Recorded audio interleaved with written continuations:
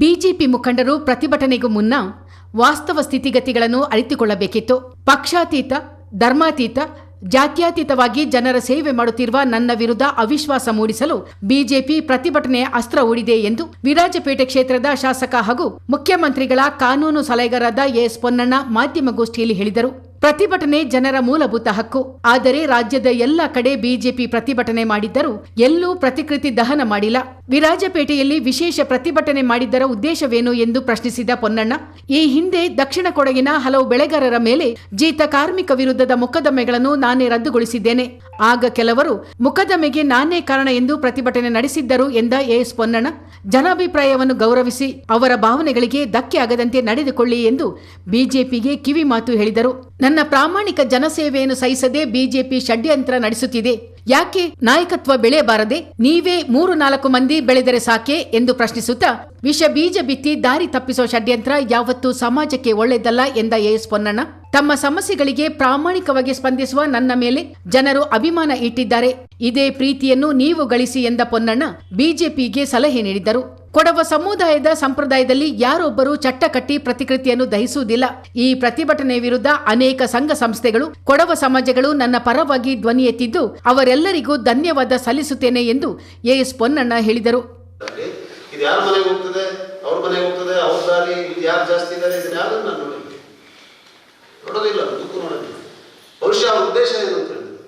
ಈ ರೀತಿಯಾದಂತಹ ಒಂದು ವಿಷಯವನ್ನ ನನ್ನ ಮನಸ್ಸಿನಲ್ಲೂ ಕೂಡ ನನ್ನ ಹೃದಯದಲ್ಲೂ ಹಾಕಬೇಕು, ಹಾಗಾಗಿ ನಾನು ದಾರಿ ತಪ್ಪಿಸಬೇಕು ಅಂತ ಇರ್ಬೋದು. ಆದರೆ ಇದು ಸಮಾಜಕ್ಕೆ ಒಳ್ಳೆಯದಲ್ಲ, ಸಮಾಜಕ್ಕೆ ಒಳ್ಳೆಯದಲ್ಲ. ಇದನ್ನ ಈಗಾಗಲೇ ನೀವು ಇದರಿಂದ ಪಾಠ ಕಲಿತರೆ ಒಳ್ಳೆಯದು ಅಂತ ಹೇಳಿ ನಾನು ಅವರಲ್ಲಿ ಮನವಿಯನ್ನ ಮಾಡಿಕೊಳ್ಳಲಿಕ್ಕೆ ಬಯಸ್ತಾ ಇದ್ದೀನಿ. ಮತ್ತೆ ಬೆಲೆ ಏರಿಕೆಯ ವಿಚಾರದಲ್ಲಿ ಬಂದಾಗ ಅದರ ವಿರುದ್ಧ ನಾವು ಕೂಡ ಬೆಲೆ ಏರಿಕೆ ಆದಾಗ ಪ್ರತಿಭಟನೆ ಮಾಡಿದ್ವಿ. ಇವತ್ತು LPG ಗ್ಯಾಸ್ನ ತಮ್ಮ ತಲೆ ಮೇಲೆ ಹೊತ್ಕೊಂಡು ಪ್ರತಿಭಟನೆ ಮಾಡಿ ಅಧಿಕಾರಕ್ಕೆ ಬಂದು 2 LPG ಗ್ಯಾಸ್. ಅದ್ರ ಬಗ್ಗೆ ಮಾತಾಡ್ತಾರೆ, ಅದ್ರ ಬಗ್ಗೆ ಮಾತಾಡ್ತಾರೆ. ಇವತ್ತು 100ರಿಂದ 103 ರೂಪಾಯಿ ಏರಿಕೆ ಏನಾಗಿದೆ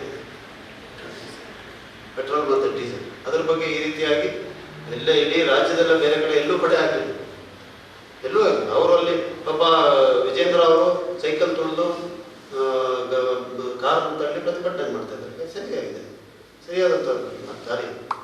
ಇಲ್ಲ ಮಡಿಕೇರಿನಲ್ಲಿ ಕೂಡ ಮಾಡೋದು ಅದೇ ಥರ ಮಾಡಿ. ಅದರಿಂದ ಅದನ್ನ ಗುರಿ ಇಟ್ಟು ಅವ್ರನ್ನ ಮುಗಿಸ್ಬೇಕು ಅಂತ ಹೇಳುವಂತ ಪ್ರಯತ್ನ ಇದೆ.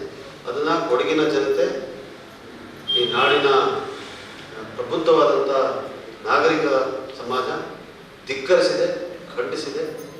ದಯವಿಟ್ಟು ಅದನ್ನ ವಿರೋಧ ಪಕ್ಷದವರು ಅರ್ಥ ಮಾಡಿಕೊಂಡ್ರೆ ಒಳ್ಳೆಯದು ಅಂತ ಹೇಳಲಿಕ್ಕೆ ನಾನು ಇವತ್ತು ಬಯಸ್ತಾ ಇದ್ದೀನಿ. ಯಾವುದೇ ರೀತಿಯಾದಂಥ ದೇಶವನ್ನು ಸಾಧಿಸುವಂಥದ್ದಾಗಲಿ, ಅಧಿಕಾರವನ್ನು ದುರ್ಬಳಕೆ ಮಾಡಿ ನನ್ನ ರಾಜಕೀಯ ವಿರೋಧಿಗಳನ್ನು ತುಳಿದು ರಾಜಕೀಯ ಮಾಡಬೇಕಾದಾಗಲಿ ಇಂಥದ್ದು ಯಾವುದು ಕೂಡ ಯಾವತ್ತೂ ಕೈ ಹಾಕಲಿಲ್ಲ, ಹಾಕೋದು ಮಾಡಬೇಕಾಗಿದೆ. ಇವತ್ತು ಭ್ರಷ್ಟಾಚಾರ ಪ್ರಕರಣಗಳನ್ನು ಎದುರಿಸ್ತಾ ಇರೋರು ಕೆಲವು ನಾಯಕರಿದ್ದಾರೆ. ನಾವು ಕೊನೆಯದಾಗಿ ನಮ್ಮ ಆತ್ಮಸಾಕ್ಷಿಗೆ ಮಾತ್ರ ಉತ್ತರ ಕೊಡೋದು ಸರಿ. ಆದರೆ ಇವತ್ತು ಅವರೇನು ಸರಣಿ ಪತ್ರಿಕೆ ಗೋಷ್ಠಿಗಳನ್ನು ಮಾಡಿಸ್ತಾ ಇದ್ದಾರೆ ಅವರ ಪಕ್ಷದ ಕಡೆಯಿಂದ, ಅವರಿವ್ರ ಕಡೆಯಿಂದ, ಅದು ಅವ್ರು ಹೇಳಿ ಮಾಡಿಸ್ತಾರೆ. ಮತ್ತೆ ನಮ್ಮ ಬೆಂಬಲಕ್ಕೆ ಯಾರು ಅವರಾಗೆ ನಿಂತರು, ಅವರ ಸ್ವತಂತ್ರವಾಗಿ ಅವರ ಆಲೋಚನೆ ಮಾಡಿ ಏನು ನಿರ್ಣಯಗಳನ್ನು ತಗೊಂಡು ಅವ್ರನ್ನ ತಡಿತಾ ಇದ್ದಾರೆ. ಈ ಕೆಲಸಕ್ಕೆ ಅವ್ರ ಕೈ ನೀವು ಯಾಕೆ ಪುರಾಣದ ಪರ ಮಾತಾಡ್ತಾ ಇದ್ದಾರೆ? ನಮ್ಗೆ ಯಾವಾಗ